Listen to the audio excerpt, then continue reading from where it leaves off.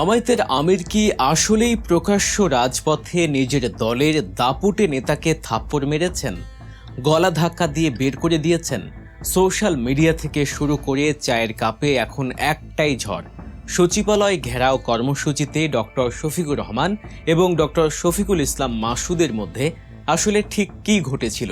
বিএনপির অনেক নেতা থেকে শুরু করে রাশেদ খানের মতো অনেকেই তো রীতিমতো আনন্দে আটখানা যে জামায়াতের ভেতরে চরম কোন্দল শুরু হয়ে গেছে। রাশেদ খান তো এই ঘটনা নিয়ে রীতিমতো রাজনৈতিক ফায়দা লোটার চেষ্টায় মেতে উঠেছেন, কিন্তু পর্দার আড়ালের আসল গল্পটা শুনলে আপনিও চমকে উঠবেন। চলুন আজকের এই ভিডিওতে আমরা ভাইরাল এই ঘটনার পেছনের আসল সত্য এবং রাজনৈতিক ভুল ভ্রান্তিগুলো একদম খোলামেলা বিশ্লেষণ করি। গত বৃহস্পতিবার জামায়াত ইসলামীর নেতৃত্বে 11 দলীয় জোটের একটি সচিবালয় ঘেরাও কর্মসূচি ছিল। কিন্তু কেন এই ঘেরাও? কারণ দেশের সাধারণ মানুষ এখন গ্যাস, বিদ্যুৎ আর পানির বিল দিতে গিয়ে রীতিমতো দিশেহারা। বাজারে গেলে সবজির দাম আকাশ ছোঁয়া, 100 টাকার নিচে কোনো সবজি নেই। কাঁচা মরিচ 400 টাকা, ভেন্ডির মতো সবজিও 400 টাকা কেজি ছুঁয়েছে। সামান্য ডিমের ডজন 150 টাকার উপরে। এই অবস্থায় সরকার যখন কোনো পদক্ষেপ নিচ্ছে না, উল্টো রাতের অন্ধকারে দফায় দফায় গ্যাস, বিদ্যুতের দাম বাড়াচ্ছে, তখন জামায়াত ও অন্যান্য দলগুলো বাধ্য হয়েই রাস্তায় নেমেছে। এই কর্মসূচিতে জামায়াতের আমির ডক্টর শফিকুর রহমান থেকে শুরু করে 11 দলীয় জোটের শীর্ষস্থানীয় সব নেতারাই উপস্থিত ছিলেন। তাদের উদ্দেশ্য ছিল সরকারের কাছে একটি কড়া বার্তা দেয়া যে জনগণ আর এই শোষণ মেনে নেবে না। কিন্তু আসল ঝামেলাটা বাঁধল কর্মসূচির একেবারে শেষ পর্যায়ে গিয়ে। সচিবালয়ের দিকে এগোতে থাকলে এক পর্যায়ে পুলিশ স্বভাবতই বাধা দেয়। ঘেরাও কর্মসূচি মানেই তো আর একদম সচিবালয়ের ভেতরে ঢুকে যাওয়া নয়, এটা একটা প্রতীকী প্রতিবাদ।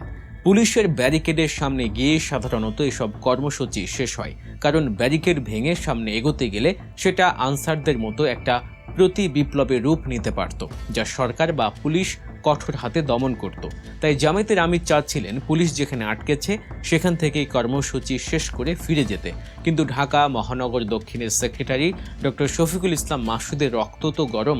তিনি রাজশাহী বিশ্ববিদ্যালয়ের সাবেক ছাত্রনেতা, আপাদমস্তক একজন বিপ্লবী মানুষ। তিনি চাচ্ছিলেন পুলিশের বাধা ভেঙে আরও সামনে এগোতে। তিনি পুলিশকে বলছিলেন, আজই এর একটা ফয়সালা করে যাব। পরিস্থিতি যখন একটু উত্তপ্ত হয়ে উঠছে, তখন জামায়াতের আমির ডক্টর শফিকুল ইসলাম মাসুদকে বারবার বোঝানোর চেষ্টা করছিলেন যে আমাদের কর্মসূচি এখানে শেষ, আর সামনে যাওয়া যাবে না। কিন্তু মাসুদ মানতে নারাজ। আর ঠিক সেই মুহূর্তেই ঘটল সেই ভাইরাল ঘটনাটি। ভিডিওর সবচেয়ে গুরুত্বপূর্ণ এবং মূল বিশ্লেষণে যাওয়ার আগে আপনাদের কাছে একটি কথা মনে করিয়ে দিই। রাজনীতি এবং সমসাময়িক এসব ঘটনার সত্য ও বস্তুনিষ্ঠ বিশ্লেষণ পেতে এখনই গল্প নিউজ চ্যানেলটি সাবস্ক্রাইব করে রাখুন। তো যা বলছিলাম, ডক্টর মাসুদ যখন কিছুতেই পিছু হটতে চাইছিলেন না, তখন জামায়াতের আমির তাকে একটু ধাক্কা দিয়ে পেছনে সরিয়ে দেন এবং তার গালে হাতে দিয়ে আলতো করে আদর করে দেন বা স্নেহের পরশ বুলিয়ে দেন। আপনি যদি ভিডিওটা খুব মনোযোগ দিয়ে জুম করে দেখেন তাহলে স্পষ্ট বুঝবেন যে এটা কোনো থাপ্পড় বা চড় ছিল না। এটা ছিল একজন স্নেহশীল বড় ভাইয়ের উত্তেজিত ছোট ভাইকে শান্ত করার একটা মরিয়া চেষ্টা। ডক্টর শফিকুর রহমান এমনিতেই খুব নরম মনের এবং স্নেহশীল মানুষ হিসেবে পরিচিত। তিনি মাসুদকে আদর করেই থামানোর চেষ্টা করেছিলেন। পরবর্তীতে কর্মসূচি শেষে গাড়িতে ওঠার সময়ও তিনি মাসুদকে কাছে টেনে স্নেহ করেছেন, যা প্রমাণ করে তাদের মধ্যে কোনো ক্ষোভ বা দ্বন্দ্ব ছিল না। পুরোটাই ছিল তাৎক্ষণিক পরিস্থিতি সামাল দেওয়ার একটি চেষ্টা। কিন্তু এই সামান্য বিষয়টাকে কেন্দ্র করে বিরোধী শিবির, বিশেষ করে বিএনপি এবং সমালোচকরা রীতিমতো উৎসব শুরু করে দিয়েছে। তারা এটাকে রং মেখে ফুলিয়ে ফাঁপিয়ে প্রচার করছে যে আমির সাহেব প্রকাশ্যে থাপ্পড় মেরেছেন, কানের নিচে চড় দিয়েছেন, গলা ধাক্কা দিয়েছেন, আরও কত কি। এগুলো আসলে পুরোপুরি রাজনৈতিক অপপ্রচার এবং সস্তা রাজনীতি ছাড়া আর কিছুই নয়। রাজনীতিতে এমন ঘটনা নতুন কিছু নয়, তবে সমালোচকদের অপপ্রচার বাদে দিলেও রাজনৈতিক দৃষ্টিকোণ থেকে জামায়াত আমিরের এই কাজটির একটি কড়া ও গঠনমূলক সমালোচনা করা প্রয়োজন। হ্যাঁ, তিনি আদর করেছেন, স্নেহ করেছেন, কিন্তু রাজনীতির ময়দানে প্রকাশ্যে এই ধরনের আচরণ কি কোনোভাবেই মানানসই? এর সোজা উত্তর হলো না। এটা একটা রাজনৈতিক দলের কর্মসূচি, কোনো পারিবারিক ড্রয়িং রুমের আড্ডা নয়। দলের একজন শীর্ষ নেতা এবং আরেকজন অধস্তন নেতার মধ্যে একটা প্রফেশনাল রাজনৈতিক সম্পর্ক থাকা উচিত। সেখানে পিতা পুত্র বা বড় ভাই ছোট ভাইয়ের আবেগী সম্পর্ক প্রকাশ্যে দেখানোটা মোটেও বুদ্ধিমানের কাজ নয়। ডক্টর শফিকুর রহমান হয়তো অত্যন্ত সদিচ্ছা এবং ভালো উদ্দেশ্যেই কাজটা করেছেন, কিন্তু ক্যামেরার সামনে এটা অত্যন্ত দৃষ্টিকটু লেগেছে। রাজনীতিতে আপনাকে বাস্তববাদী হতে হবে। আপনি যখন প্রকাশ্যে এমন কিছু করবেন তখন প্রতিপক্ষ সেটাকে লুফে নেবেই। মির্জা ফখরুল বা মির্জা আব্বাসের মতো নেতারা অতীতে তাদের কর্মীদের গায়ে হাত তুলেছেন বা ধাক্কা দিয়েছেন, যা নিয়ে তুমুল সমালোচনা হয়েছিল। জামায়াত আমিরের কাজটা থাপ্পড় না হলেও দৃশ্যত সেটাকে ভুল ব্যাখ্যার সুযোগ তিনি নিজেই করে দিয়েছেন।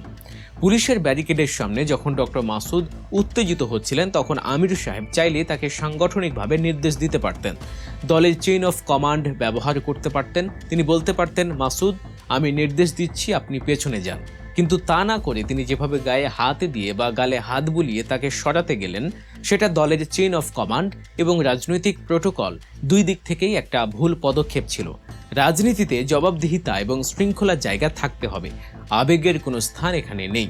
আপনি যদি আপনার কর্মীকে প্রকাশ্য রাস্তায় ছেলের মতো শাসন করেন, তবে বাইরের মানুষ সেটাকে রাজনৈতিক কোন্দল হিসেবেই দেখবে, স্নেহ হিসেবে নয়। তবে সব মিলিয়ে যদি এই দিনের ঘটনা বিচার করি, কর্মসূচিতে জামায়াতের আমির ডক্টর শফিকুর রহমান কিন্তু দারুণ ভূমিকা রেখেছেন। বয়সে প্রবীণ হলেও তিনি একজন তরুণ নেতাদের মতো অ্যাকশন দেখিয়েছেন, পুলিশের সামনে বুক চিতিয়ে দাঁড়িয়েছেন।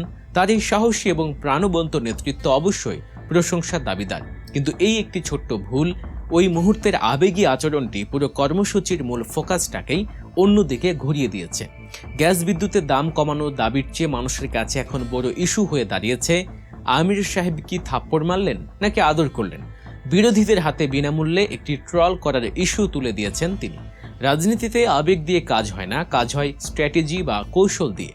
ভবিষ্যতে জামায়াতের মতো এমন একটি সুশৃঙ্খল দলকে তাদের পাবলিক অ্যাপিয়ারেন্স বা জনসম্মুখে আচরণের বিষয়ে আরও অনেক বেশি সতর্ক হতে হবে। কারণ রাজনীতিতে আপনার সামান্য একটি স্নেহের পরশকেও প্রতিপক্ষ একটি বিশাল থাপ্পড় বা গৃহবিবাদ হিসেবে প্রচার করার জন্য ওত পেতে বসে থাকে। দর্শক, আজকের এই বিশ্লেষণ আপনাদের কেমন লাগলো? জামায়াত আমিরের এই আচরণকে আপনি কিভাবে দেখছেন?